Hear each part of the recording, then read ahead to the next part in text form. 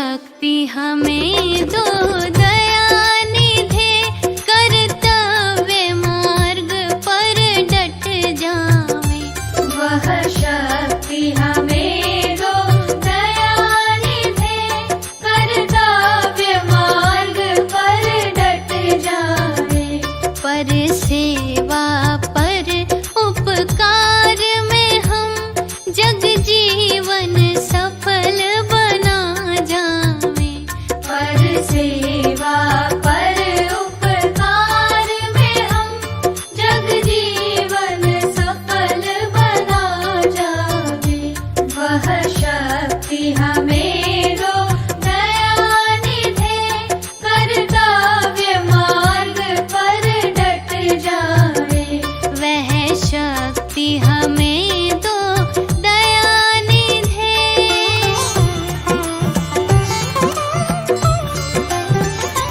हम दीन दुखी निबलों विकलों के सेवक बन संताप हरे। हम दीन दुखी निबलों विकलों के सेवक बन संताप हरे। जो हैं अटके भूले भटके, उनको तारे खुद तर जावे।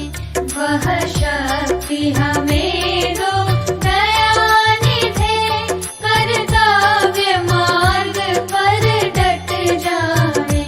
वह शक्ति हमें दो दया निधे।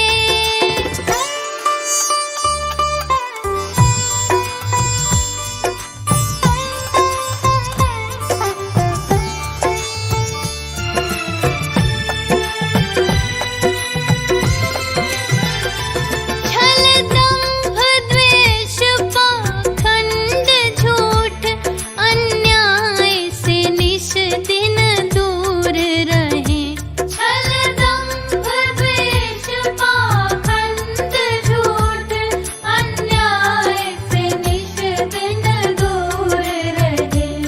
जीवन हो शुद्ध सरल अपना, शुचि प्रेम सुधारस बरसावे। वह शक्ति हमें